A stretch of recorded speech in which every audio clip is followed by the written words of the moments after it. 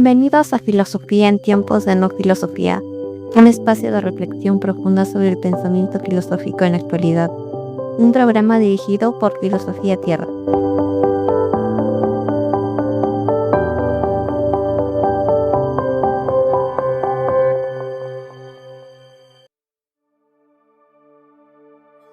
Bienvenidos al episodio 238, día 22 de epistemología, y hoy vamos a hablar sobre el problema de la justificación.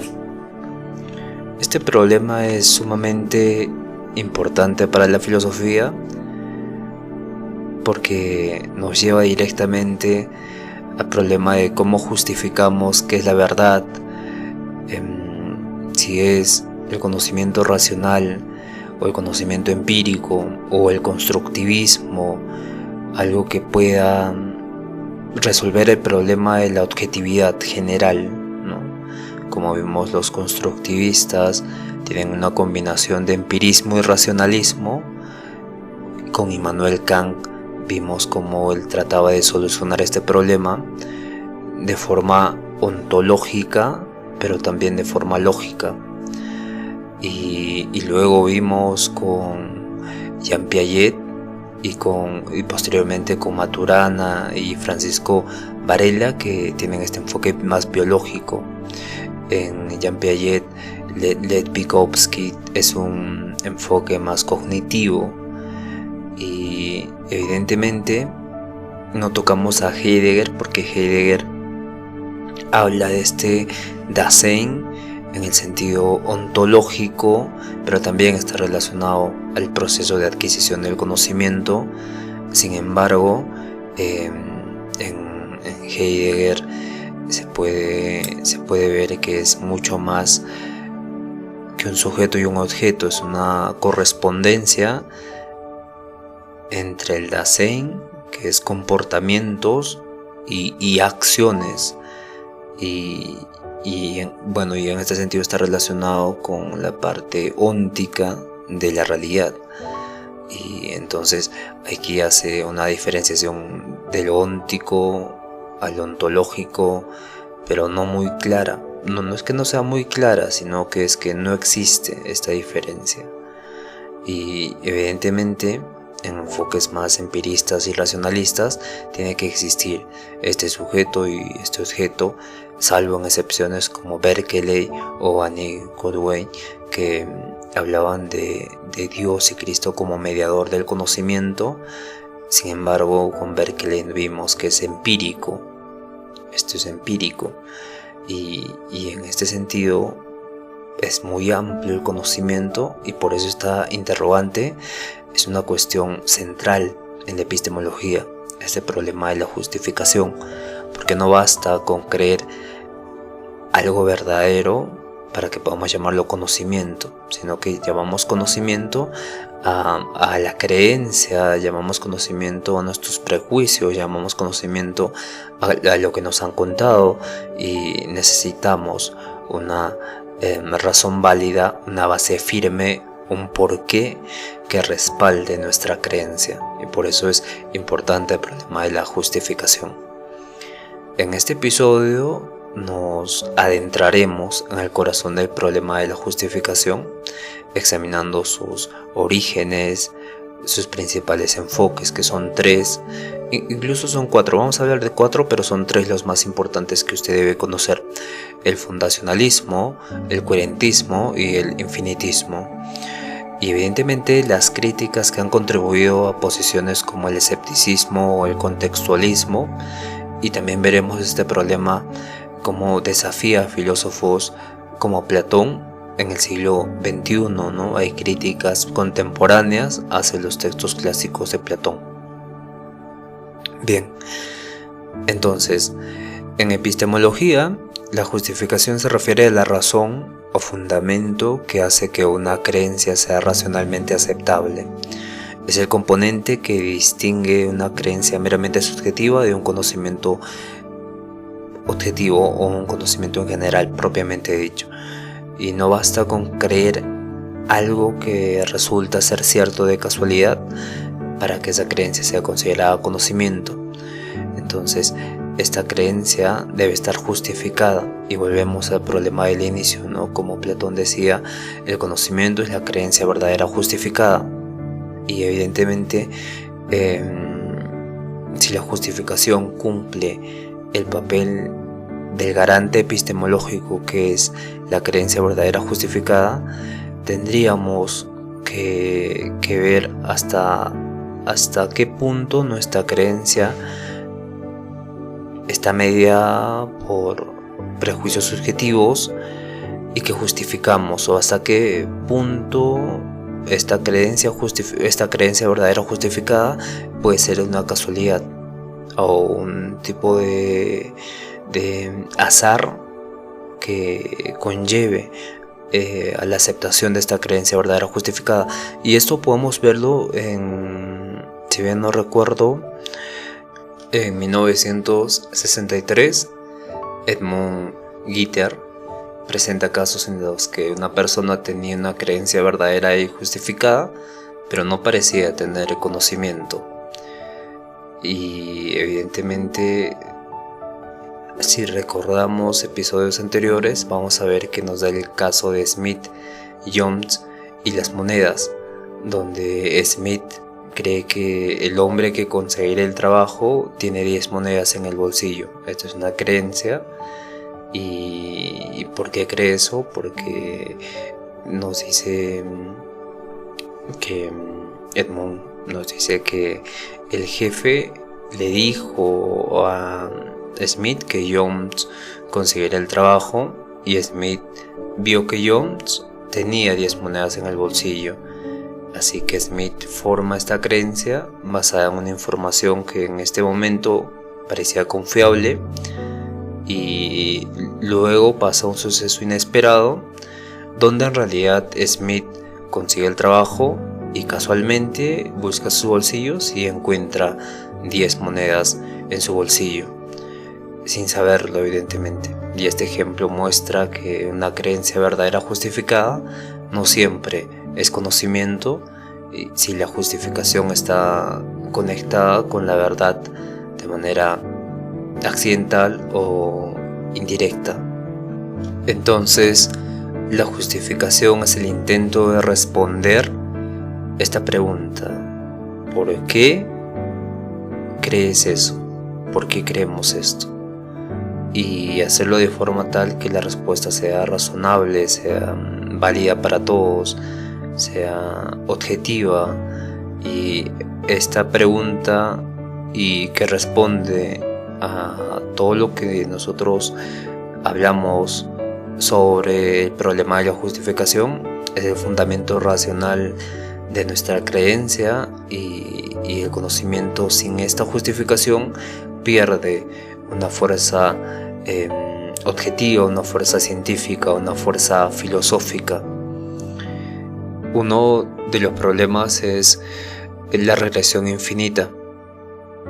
Ejemplo, cuando afirmamos que sabemos algo, por ejemplo, creo, es una creencia, creencia verdadera justificada.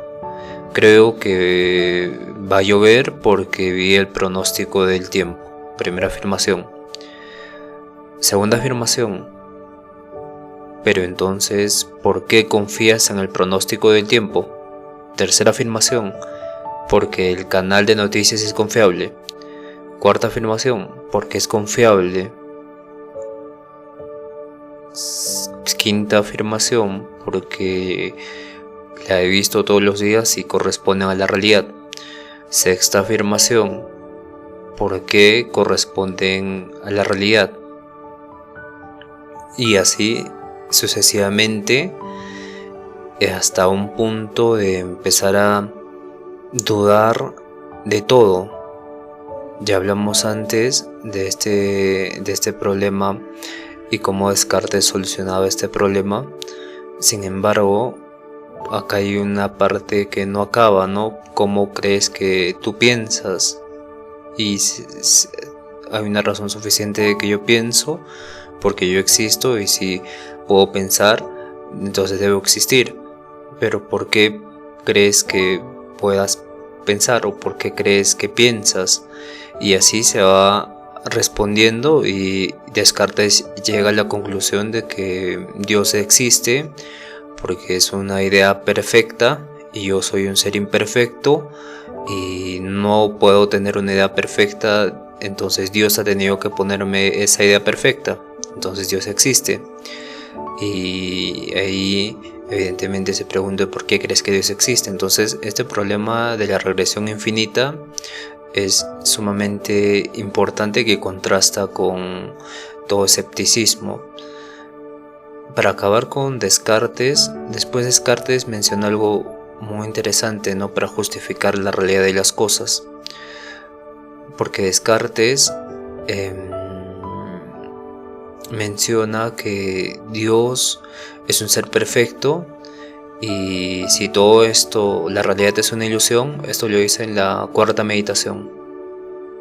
En la cuarta meditación habla, claro, la primera meditación es la duda radical, la segunda meditación es el yo pienso, es la certeza del yo pensante, la tercera meditación es la existencia de Dios, la cuarta meditación es Dios como garantía de la verdad, la quinta meditación es la aceptación del mundo real, de las cosas existentes, y la sexta meditación es el dualismo cartesiano, la separación de la res extensa y la res cogitans.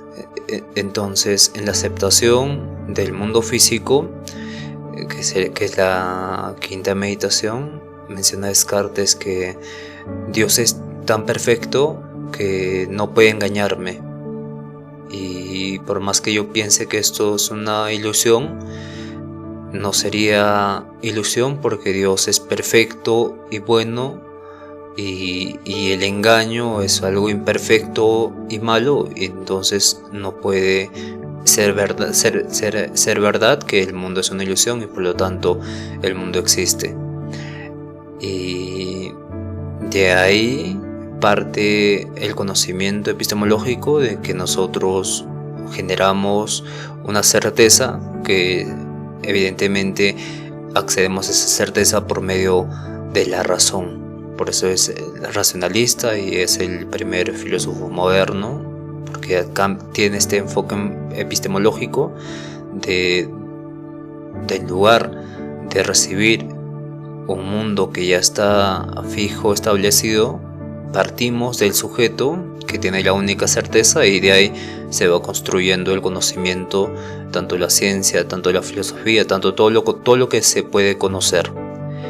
Y entonces, una vez entendido esto, aquí le podríamos preguntar a Descartes ¿por qué crees que Dios existe? Respondería entonces otra pregunta,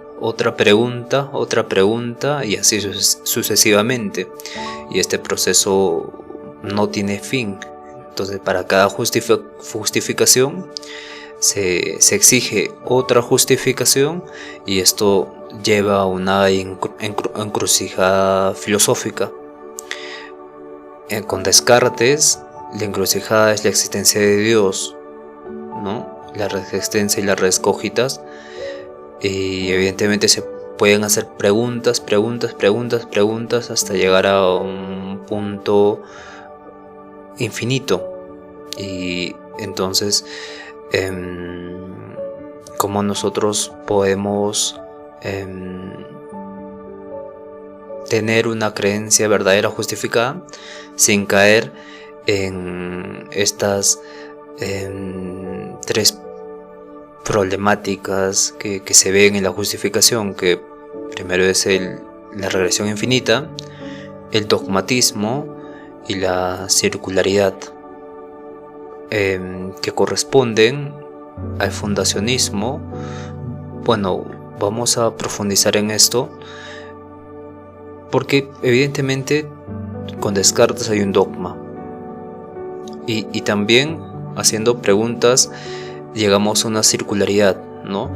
Donde Descartes diría, ya, pero yo pienso, como último punto de partida, a donde yo tengo la única certeza. Entonces se preguntaría, ¿pero por qué tú crees que piensas? Y respondería, porque lo único que tengo certeza es de que estoy dudando de que tú me estás hablando esto y estás esperando una respuesta.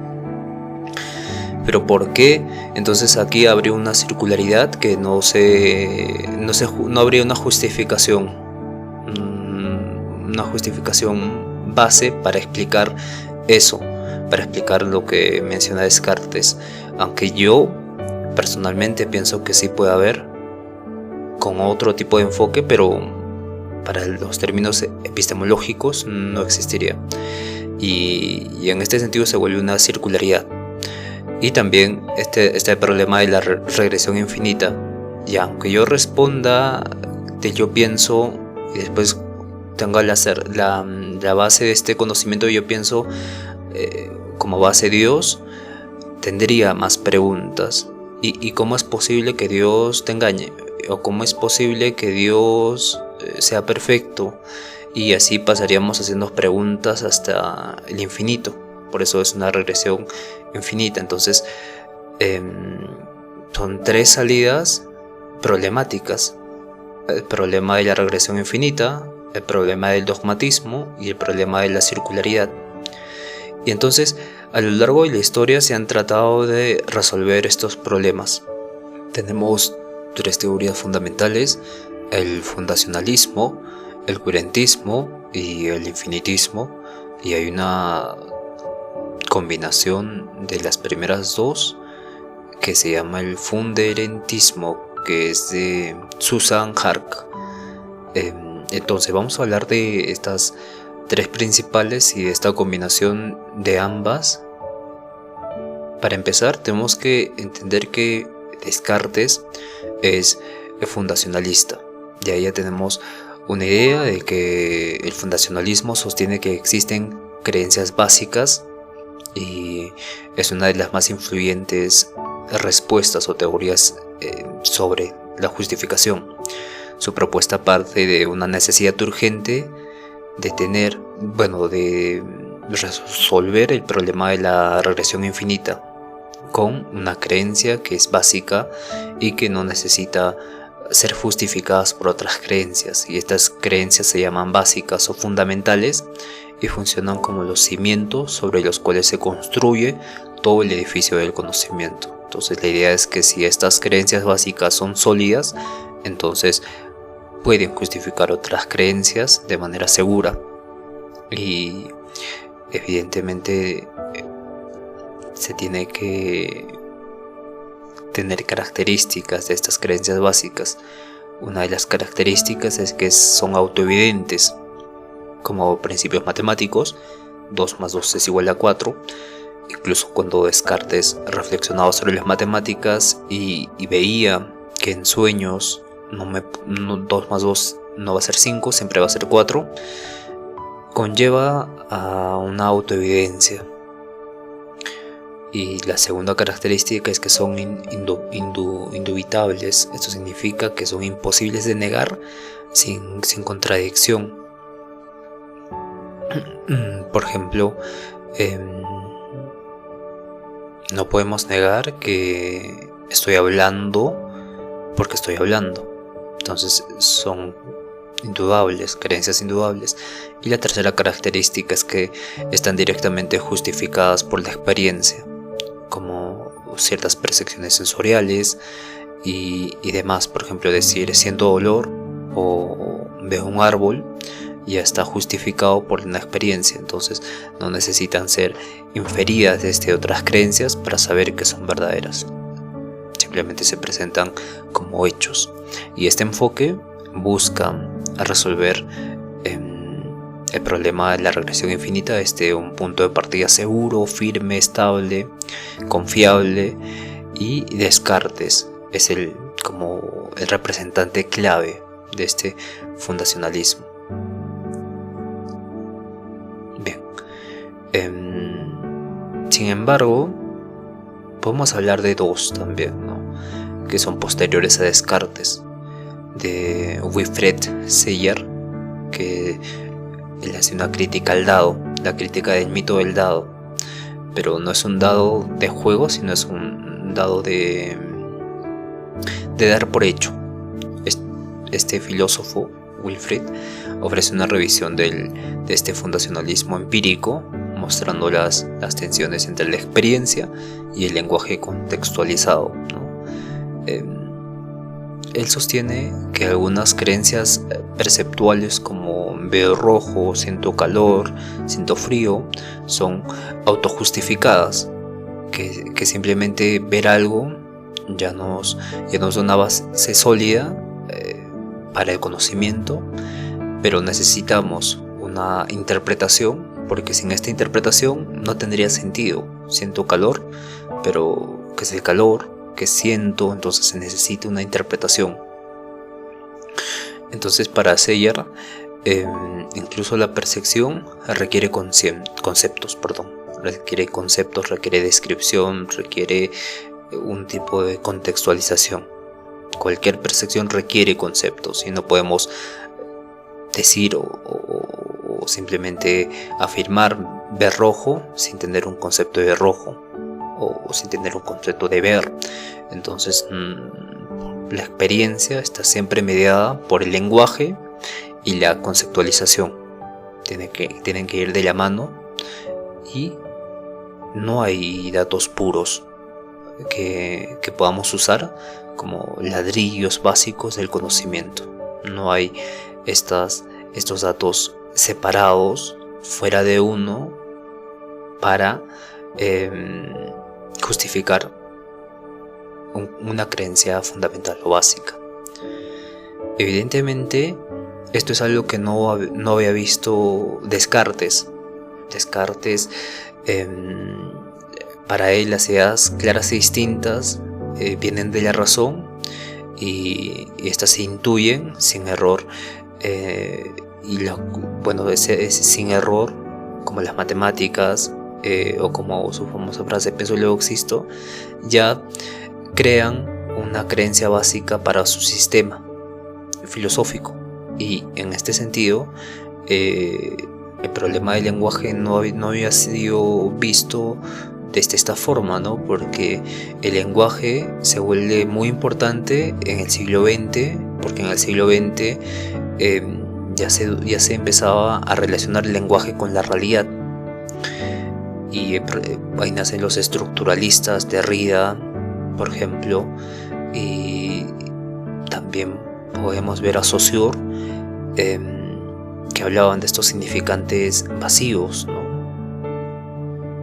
Y donde nosotros tenemos el significante de micrófono, y el significado de micrófono es instrumento que se usa para recibir sonidos y grabar voz, por ejemplo. Entonces voz se vuelve un significante, instrumento se vuelve un significante,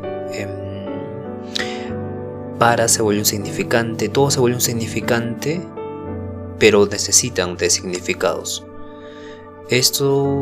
Instrumento significa esto, voz significa esto, significa esto. Entonces ahí se crea otra vez una unificación con otro significado, y así va creándose en el medio un espacio vacío.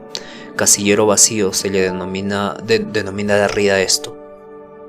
Este casillero vacío entonces está presente cada vez que queremos darle un significado a un significante.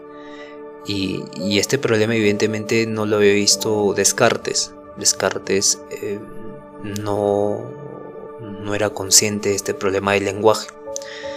Y bueno, no sabemos, no estamos en sus zapatos, pero se puede deducir que no se lo había estudiado a profundidad. Ya con Wittgenstein podemos ver que nos habla de hechos, de enunciados atómicos y enunciados, proposiciones, dice él, proposiciones atómicas y proposiciones moleculares. Las proposiciones atómicas o primitivas están referidas a los hechos de la realidad. Entonces el lenguaje es la misma realidad, ¿no? Se unifica, y por eso menciona Wittgenstein que no es en el primer Wittgenstein, porque hay dos Wittgenstein. En el primer Wittgenstein menciona que nosotros, el límite del lenguaje es el límite de mi realidad, y en este sentido trata de unificar la realidad con el lenguaje, haciéndola una sola, y por ello evidentemente se crea la escuela positivista o analítica, donde tratan de cientificar la filosofía, tratan de formalizar la lógica a problemas filosóficos, y tratan de no hablar de problemas metafísicos, ¿no? De resolver estos problemas, que evidentemente con Derrida y Saussure, cuando hablan de estos casilleros vacíos, se vuelve a incluir, ¿no? Pero con una perspectiva diferente. Y hermenéutica también, ¿no? Y se crea otra disciplina que la separa de la lógica o la separa de la ontología también. Evidentemente, como vimos, Wilfried Schiller tenía este mito del delodado, y entonces la experiencia no está siendo experimentada independiente del lenguaje y la contextualización, sino que está incluida ahí, y evidentemente esto hace que resuelva el problema del fundacionalismo empírico, porque no existiría una creencia básica que justifique las demás creencias, sino que esa creencia básica necesita de un concepto, necesita de un lenguaje, necesita de esta conceptualización. Toca hablar en el fundacionalismo sobre Alvin Plantinga. Es completamente monumental lo que hace. Él crea la epistemología reformulada o reformada, que es una epistemología que se basa en el fundacionalismo teísta, pero no es como se cree. Teísmo lo asociamos con no creencia en nada, ¿no? Entonces él sostiene que hay ciertas creencias que pueden ser básicas, como por ejemplo la creencia en Dios. Si estas creencias están adecuadamente fundamentadas por una facultad cognitiva confiable. Y uno de los ejemplos que Plantinga nos menciona es la creencia en Dios, ¿no? Creer en Dios puede ser perfectamente racional y epistemológicamente legítimo, incluso si no se apoyan argumentos o pruebas, pero siempre que esa creencia surja de una disposición cognitiva sana, como el sentido innato de lo divino. El sentido innato de lo divino viene del latín.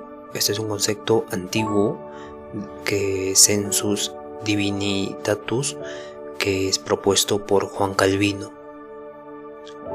Entonces es retomado por Plantinga y se refiere a una facultad natural del ser humano para percibir o reconocer la existencia de Dios, sin que se necesite pruebas o argumentos racionales. Entonces, para Plantinga, esta facultad es parte del diseño cognitivo humano. Ya estamos diseñados con esta facultad, así como tenemos sentidos para ver, oír, razonar, hay un sentido de lo divino.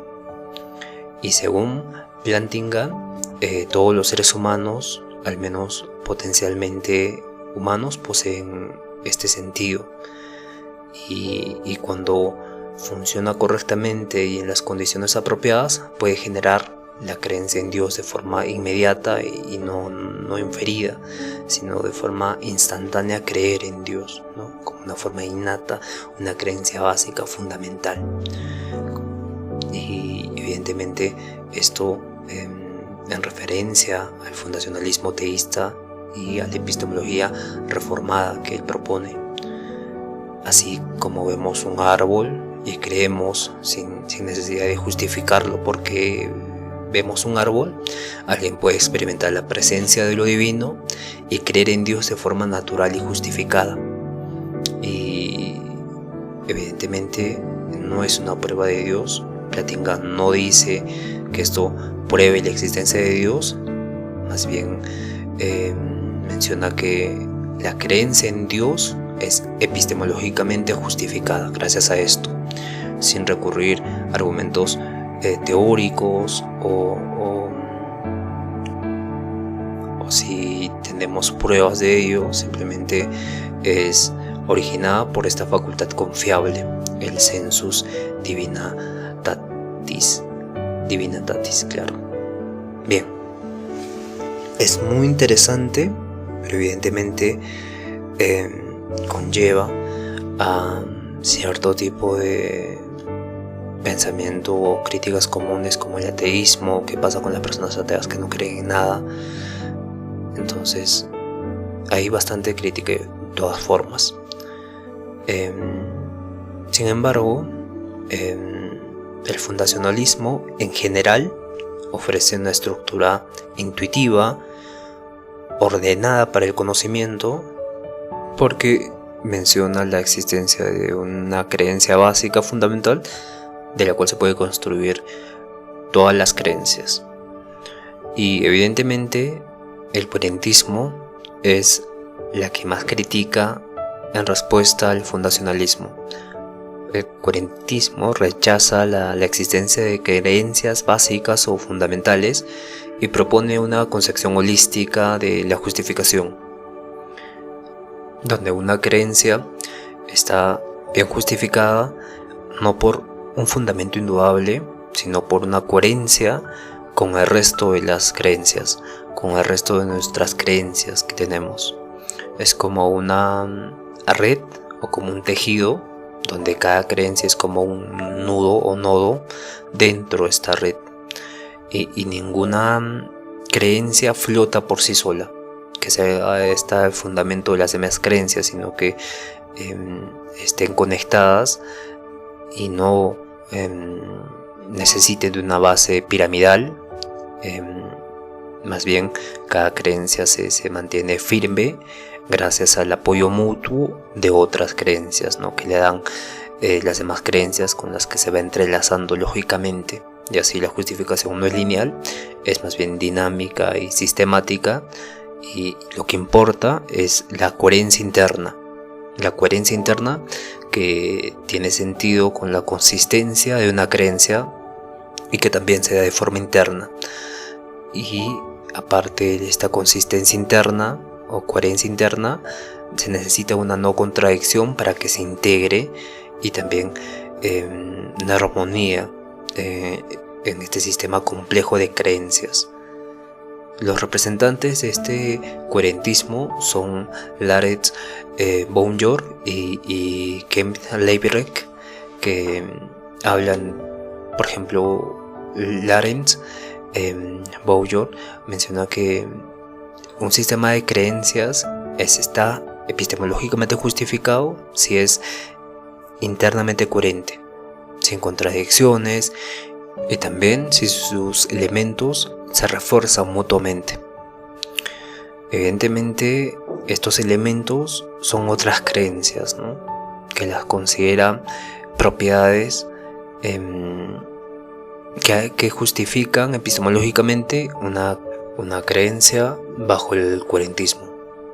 Sin embargo, Kemp Leibrecht también desarrolla un enfoque coherentista, pero centrado en la aceptación por parte de un sujeto ideal, ¿no?, que este sujeto ideal revisa sus creencias y también incluye fiabilidad, incluye elementos de consenso racional e introspección, ¿no? Nosotros al aceptar cualquier creencia la analizamos internamente, y si es fiable y si está dentro de nuestro marco racional y hay un consenso racional sobre esa creencia, la acoplamos y la hacemos válida para el conocimiento que tengamos de algo.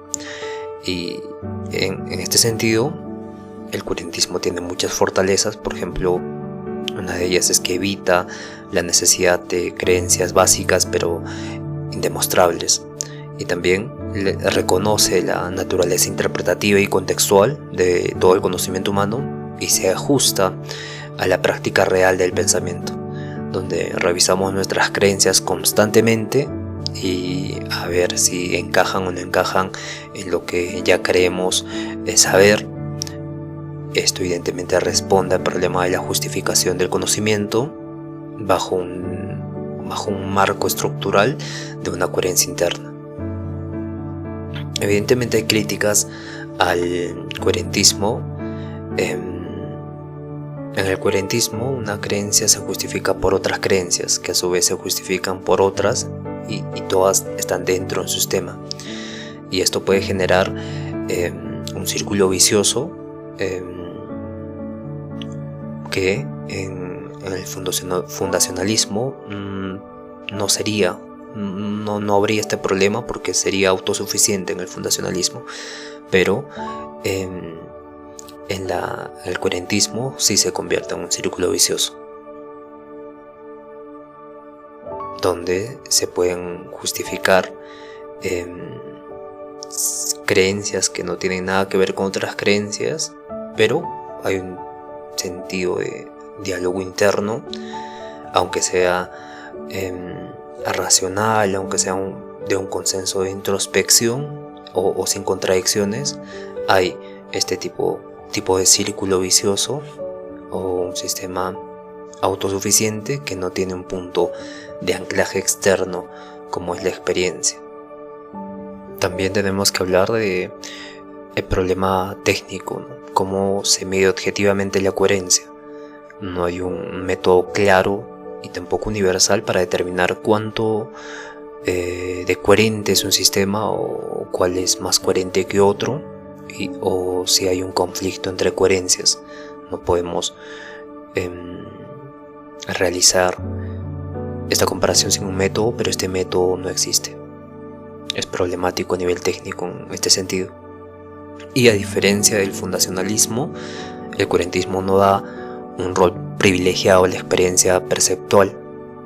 Esto ha llevado a críticas porque es demasiado abstracto y racionalista y puede dejar fuera elementos básicos del conocimiento como la experiencia directa, ¿no? Una de las críticas más potentes al coherentismo es su relativa indiferencia a la conexión empírica del mundo o con el mundo. Por ejemplo, un delirio paranoico en donde el sujeto piensa que lo están persiguiendo todo el tiempo puede ser internamente coherente, pero no por ello verdadero. Y esto sugiere que la coherencia interna puede ser necesaria, pero no suficiente para justificar el conocimiento, ¿no? Sin un punto de contacto con la experiencia, una red de creencias podría ser perfectamente consistente, coherente, razonable y aún así estar completamente desconectada de la realidad. Y este problema ha motivado a algunos filósofos a buscar teorías híbridas que combinen lo mejor del fundacionalismo y lo mejor del coherentismo. Y la filósofa Susan Happ propone la alternativa, el funderentismo. Susan Happ mezcla lo mejor del fundacionalismo y el coherentismo, y en lugar de tomar partido por uno o por otro, argumenta que la justificación epistemológica sea tanto por conexión con la experiencia, como los fundacionalistas requieren que sea así, como también por la coherencia con otras creencias, como afirman los coherentistas. Entonces ella hace una metáfora del crucigrama, donde cuando intentamos resolver una palabra depende tanto de las pistas individuales, o sea, los datos de la experiencia, como de que encaje con otras palabras del crucigrama que ya están completadas. Y evidentemente esto hace referencia al coherentismo con otras creencias, y así el conocimiento no tiene una base piramidal ni una sola red cerrada, sino que es un proceso interactivo entre la experiencia y la consistencia lógica. El infinitismo es probablemente la posición menos intuitiva, pero también la más radical. Según esta teoría, una creencia está justificada si forma parte de una cadena infinita de razones, y en la que cada razón es justificada por otra sin que se repita, y así sucesivamente hasta el infinito. En lugar de ver la regresión infinita como un problema, el infinitismo la acepta como la única forma de evitar el dogmatismo. La idea es la siguiente: cuanto más podamos avanzar justificando una creencia con otra, y luego con otra, y luego con otra, y así sucesivamente, más justificada estará nuestra creencia. Y aunque esta cadena no se pueda explicar completamente, debe ser potencialmente continuable para que esté más justificada una creencia. Y cuando se nos exija una creencia más, no lo cerraríamos con una creencia justificada, fundamental o básica como en el funcionalismo, sino que la dejaremos abierta para que siga teniendo más justificación aquella creencia. Y el representante de esta teoría es Peter Klein, que en su trabajo argumenta que solo el infinitismo evita los callejones epistemológicos de las otras teorías y mantiene la integridad lógica del proceso de justificación, y que éste se dé sin atajos. Evidentemente esto tiene fortalezas y debilidades también, porque para exigir que busquemos la creencia infinita o la consistencia de creencias infinitas, necesitamos una capacidad cognitiva infinita. Esto va más allá de lo que humanamente es posible, aparentemente, pero yo pienso que no. Pero se entiende esto, que es infinitamente imposible abarcar todas las creencias justificadas y tener esta capacidad de responder a cada una de ellas también. Claro que tiene fortalezas como la evitación del dogmatismo, de una creencia básica pero no justificada, y también evita la circularidad o la autosuficiencia de un sistema cerrado en el coherentismo, y respeta la idea del conocimiento como un proceso continuo, y que es muy importante en filósofos como Jean Piaget, Lev Vygotsky, tanto racionalistas como empiristas. Y en este sentido, cada una de estas respuestas tiene fortalezas pero también debilidades, y todas comparten una preocupación en común: encontrar una forma en que nuestras creencias puedan estar justificadas sin caer en el dogmatismo, el escepticismo, la arbitrariedad o la contradicción. Entonces este debate sigue abierto, y es fundamental para la epistemología contemporánea resolver el problema de la justificación. Lo que hizo Susan Hart es muy interesante y también conlleva análisis más adelante. Como vimos, hay muchos filósofos de los que no hablamos, pero son muy importantes para la epistemología y que vamos a hablar más adelante, a profundidad evidentemente. Pero creo que el episodio se ha entendido correctamente, y entonces nos vemos el día de mañana. Gracias por escuchar. Si tienen alguna pregunta, duda o quieren que amplíe algo más, dejen en los comentarios, y nos vemos el día de mañana con las teorías de la justificación, y ya vamos a entrar en profundidad sobre estas teorías.